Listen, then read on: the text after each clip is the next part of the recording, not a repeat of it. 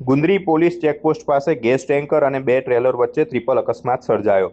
બનાસકાંઠાના Gundri police checkpost નજીક વહેલી સવારે ઇન્ડિયન લિક્વિડ ગેસ ભરેલા ટેન્કર અને બે કેમિકલ ભરેલા ટ્રેલર વચ્ચે ટ્રિપલ અકસ્માત સર્જાયો હતો.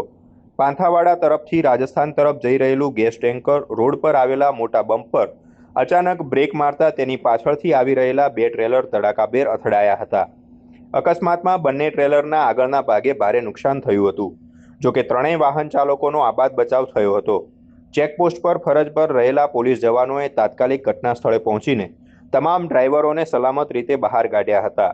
અકસ્માતની જાણ થતાં જ હાઈવે ઓથોરિટીના પેટ્રોલિંગ કર્મચારીઓ અને પાંથાવાડા પોલીસ ઘટના સ્થળે પહોંચી ગયા હતા.